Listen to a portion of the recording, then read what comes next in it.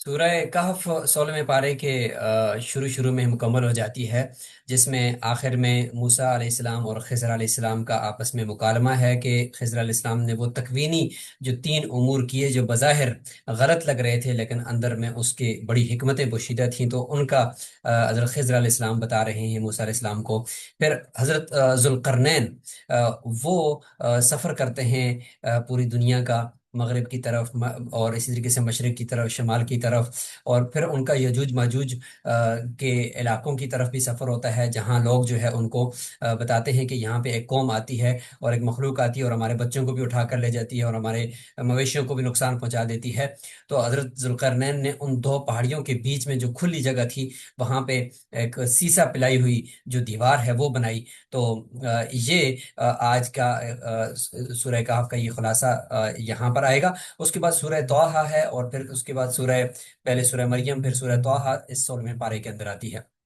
سورہ مریم کے اندر آپ کو پتہ ہے کہ حضرت مریم علیہ السلام کا وہ تفصیلی واقعہ کہ جس میں اللہ تعالیٰ نے بغیر باپ کے حضرت عیسیٰ علیہ السلام کو انہیں عطا کیا، اور پھر عیسیٰ علیہ السلام کا گود کے اندر مکالمہ کہ میں اللہ کا بندہ ہوں اور اس کا رسول ہوں۔ تو اپنی برات اور اپنی والدہ کی برات جو ہے وہ انہوں نے گود کے اندر ہی چند دنوں کے ہی تھے، تو انہوں نے پیش کر دی تھی۔ اسی طریقے سے سورہ طٰہٰ کے اندر حضرت موسیٰ علیہ السلام کی قوم کا تفصیلی ذکر ہے، اور جس میں بالخصوص سامری جادوگر جس نے بچڑے سونے کا بچڑا بنا دیا تھا، اور اس بچڑے کے اندر اس نے وہ اس کی آواز نکلتی تھی، چونکہ ایک سامری کو چونکہ اس کے پاس ایک مٹی تھی جو ایک فرشتے کے یا جو یوں کہہ لیں کہ جس وقت اس کو پالا جا رہا تھا، چونکہ یہ بھی ایک چھوٹی عمر میں اس کو بھی پہاڑ کے اندر ہی اس کو پالا گیا، اللہ تعالیٰ کی طرف سے ہی تھا۔ تو لیکن دیکھیں موسیٰ علیہ السلام کو پالا تو موسیٰ علیہ السلام اللہ تعالیٰ نے اپنے پیغمبر بنا دی، لیکن اس سامری کو پالا تو سامری آخر میں چل کر وہ ایک جادوگر بن گیا۔ تو اس کے پاس ایک خاص قسم کی وہ مٹی تھی، تو وہ مٹی جب وہ کسی بھی چیز میں رکھتے تھے تو اس میں آواز نکلتی تھی، تو وہ مٹی جو ہے نا اس نے اس بچڑے کے اندر ڈالی، تو وہ بچڑا جو ہے وہ بولنے لگ گیا۔ تو بنی اسرائیل نے کہا کہ یار موسیٰ علیہ السلام تو ویسے ہی کوئی طور پر چلے گئے ہیں، یہ ہے وہ اصل خدا جو یہاں ابھی سامری نے بنا دیا۔ تو یہ پورا واقعہ بھی اسی سورہ طٰہٰ کے اندر موجود ہے۔ تو چلتے ہیں ہم سلائیڈز کو دیکھتے ہیں اور عصری تطبیق دیکھتے ہیں کہ اس پارے کا آج کے دور کے لیے کیا پیغام ہے۔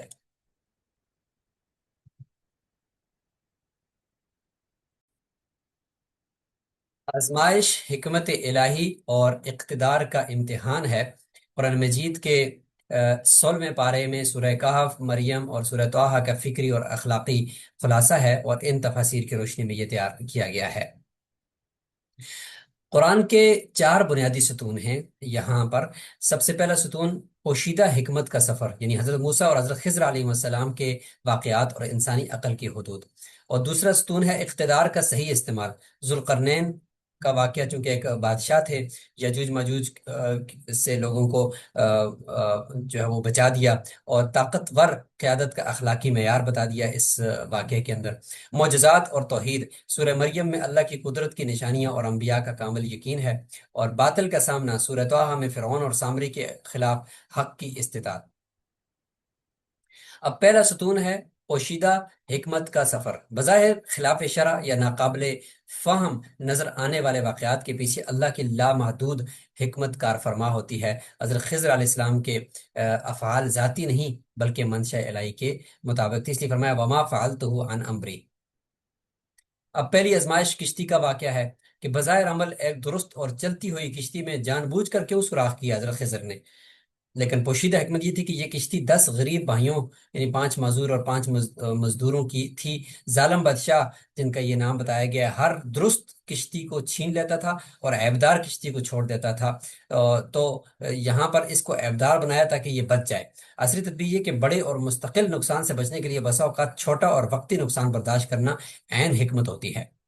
اسی طرح سے جو دوسری آزمائش تھی وہ لڑکے کا قتل تھا۔ بظاہر عمل کے ایک بظاہر معصوم جان کا خاتمہ کر دیا حضرت خضر نے، لیکن پوشیدہ حکمت یہ تھی کہ لڑکا پیدائشی طور پر کفر اور سرکشی کی فطرت پر تھا۔ اللہ نے اس کے نیک والدین کے ایمان کو محفوظ رکھنے کے لیے اسے موت دی، اور انہیں پاکیزہ اولاد ایک بیٹی جس کی نسل سے انبیاء پیدا ہوئے عطا کی۔ خیرم منہ زکاتم و اقرب رحمہ کا یہ مطلب ہے۔ تو اللہ تعالیٰ کے بعض فیصلے جو ظاہری طور پر انتہائی تکلیف دہ لگتے ہیں، در حقیقت وہ مومن کے لیے کسی بڑی تباہی سے بچاؤ کے ڈھال ہوتے ہیں۔ تیسری آزمائش تھی گرتی ہوئی دیوار کی تعمیر۔ بظاہر عمل کے ایک بخیل بستی میں جس نے مہمان نوازی سے انکار کیا، بغیر اجرت کے دیوار کی تعمیر کر دی، اور پوشیدہ حکمت یہ تھی کہ دیوار کے نیچے دو یتیم بچوں جن کا یہ نام ہے، ان کا خزانہ دفن تھا۔ ان کا باپ ایک نہایت نیک انسان تھا، تو دیوار کھڑی کی تاکہ بچے جوان ہو کر اپنا حق پا سکیں۔ اصلی تطبیق یہ ہے کہ انسان کی نیکی، دیانتداری اور پرہیزگاری کی برکت سے اللہ تعالیٰ اس کی آنے والی نسلوں کے مفادات کی خود حفاظت فرماتا ہے۔ دوسرا ستون ہم اگر دیکھتے ہیں تو اقتدار اور طاقت کا امتحان، ذوالقرنین کا سفر اور صالح قیادت کا نمونہ۔ اس سے پہلے ظالم بادشاہ تھا جو کشتیاں چھینتا تھا، جیسے ہم نے ذکر کیا، اسی کے ساتھ حضرت ذوالقرنین ایک نیک بادشاہ کا ذکر آیا کہ طاقت کا مقصد عدل کا قیام اور یجوج ماجوج کے فساد سے انسانیت کا تحفظ۔ اب حضرت ذوالقرنین نے جو دیوار تعمیر کی ہے اس کے یہ پانچ مراحل تھے۔ سب سے پہلے کھدائی کی گئی، پانی کی سطح جب تک نظر نہیں آتی تھی تو اتنی گہری کھدائی کی گئی۔ پھر زبر الحدید، لکڑی اور کوئلے کے ساتھ لوہے کے بڑے ٹکڑوں کے ذریعے سے دیوار کی چنائی ہو گئی۔ پھر صدفین، دونوں پہاڑوں کی چوٹیوں کے درمیان بلند چنائی کی گئی، پہاڑوں کے درمیان تک اور اوپر تک لے گئے۔ اور انفخو، دھونکنیوں کے ذریعے سے آگ دہکانا یہاں تک کہ لوہا سرخ ہو جائے۔ پوری دیوار کو جو ہے نا وہ لوہے سے بنی تھی، تو اس کو گرم کیا گیا تاکہ اس کے اندر سیسا بھی پلایا جائے۔ تو پھر گرم پگھلا ہوا تانبا، پھر قطرن یہ ڈالا، اور قطر یعنی یہ ہم یوں کہہ سکتے ہیں کہ وہ سیسا پلائی ہوئی دیوار بن گئی، اور اس کے اندر پگھلا کر سیسا اور تانبا یہ ڈال دیا، تو یوں کر کے یہ دیوار مضبوط ہو گئی۔ یہ دیوار کہاں ہے، سیٹلائٹ کے اندر کیوں نظر نہیں آ رہی؟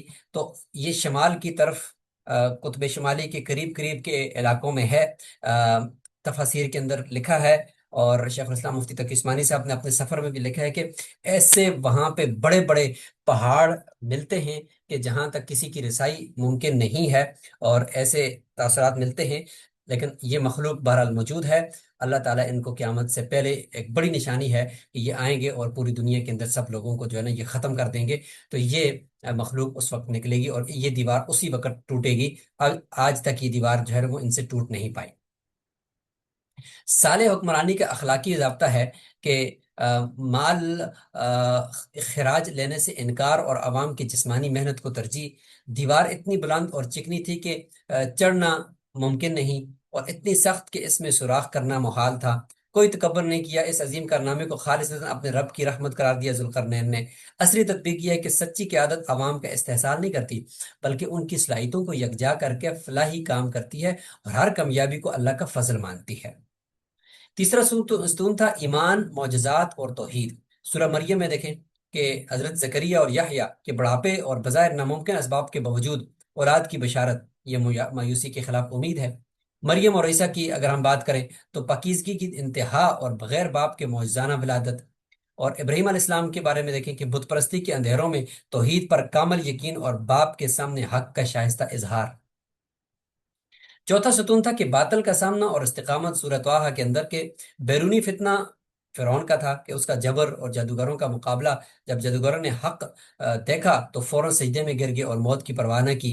اور اندرونی فتنہ سامری کے بچڑے کا فتنہ کہ حق ملنے کے بعد قوم کا اندرونی گمراہی اور شرک کا شکار ہو جانا۔ بنیادی نقطہ یہ ہے کہ سب سے بڑی آزمائش طاقت اور دھوکے کے سامنے حق پر استقامت سے کھڑا رہنا ہے۔ خلاصہ کلام یہ ہے کہ علم، طاقت اور ایمان کا توازن ہے کہ انسانی عقل محدود ہے۔ حضرت خضر علیہ السلام کے واقعات سکھاتے ہیں کہ پردہ غیب میں چھپی اللہ کی تدبیر ہی کامل ہے۔ طاقت ایک ذمہ داری ہے۔ ذوالقرنین کے نے ثابت کیا کہ اقتدار تکبر کے لیے نہیں بلکہ عدل اور تحفظ کے لیے ہے۔ اللہ کی قدرت اسباب کی محتاج نہیں۔ سورہ مریم کے معجزات سامنے سکھاتے ہیں کہ اللہ مادی قوانین سے باوراء ہے۔ حق کی حفاظت لازم ہے۔ سورہ طٰہٰ واضح کرتی ہے کہ فرعون کے جبر اور سامری کے دھوکے دونوں کے خلاف استقامت شرط ہے۔ یہاں ہماری یہ سلائیڈز مکمل ہو گئی ہیں۔ اب ہم یہاں پر آپ کو ایک مختصر مگر جامع آڈیو کلپ بھی سنوا لیتے ہیں۔ یہ قرآن مجید کے 16ویں پارے کا ایک مختصر اور جامع جائزہ ہے۔ देखें, ये हिस्सा हमें सिखाता है कि बज़ाहिर अजीब और तकलीफ दे लगने वाले वाक़यात के पीछे दरअसल कौन सी गहरी हिकमत छुपी होती है। और यकीन माने, ये बात आज की इस मसरूफ़ और उलझी हुई ज़िंदगी में हमें कमाल का ज़हनी सुकून दे सकती है। तो सबसे पहले हज़रत मूसा और हज़रत खिज़र अलैहिस्सलाम का मशहूर वाक़या लेते हैं। खिज़र ने बज़ाहिर 3 बड़े अजीब काम किए। गरीबों की कश्ती में सुराख कर दिया, एक लड़के की जान ली और एक कंजूस बस्ती में बिल्कुल मुफ्त दीवार बना दी। लेकिन जरा सोचें, इसके पीछे हिकमत क्या थी? कश्ती इसलिए ऐबदार की ताकि कोई जालिम बादशाह उसे छीन ना ले। लड़के की जान इसलिए ली ताकि उसके नेक वालदैन का ईमान महफूज रहे और उन्हें बेहतर औलाद मिले। और दीवार 2 यतीम बच्चों का खजाना महफूज रखने के लिए बनाई। यानी बज़ाहिर नुकसानदेह फैसलों में भी किसी बड़ी तबाही से बचाओ और अल्लाह की रहमत छुपी होती है। दूसरा अहम नुक्ता जुल्करनैन का वाक़या है। उन्होंने याजूज माजूज के फसाद से बचने के लिए लोहे और पिघले तांबे से एक जबरदस्त दीवार बनाई, और वो भी लोगों से कोई पैसा लिए बगैर। और कमाल देखें, इतनी जबरदस्त ताकत और टेक्नोलॉजी होने के बावजूद उनमें जरा भी तकब्बुर नहीं था, बल्कि उन्होंने फौरन इस कारनामे को खालिस्तन अल्लाह का फजल करार दिया। तीसरा और आखिरी सबक अंबिया की आजमाइशों पर है। सूरे मरियम और तहा हमें बताती हैं कि चाहे फिरौन जैसे जालिम से टकराना हो या सामरी के बछड़े का फितना हो, मुश्किल तरीन हालात में भी बस एक अल्लाह पर कायम रहना ही असल कामयाबी है। सच पूछे तो अल्लाह की लामहदूद हिकमत पर मुकम्मल यकीन और अपनी ताकत का आजिज़ी के साथ इस्तेमाल ही हमारी हकीकी कामयाबी का राज है। बहुत खूब। इंशाल्लाह हम अगला पारा लेकर फिर हाजिर होंगे। तब तक के लिए इजाजत चाहते हैं। अस्सलामु अलैकुम रहमतुल्लाहि व बरकातुहू।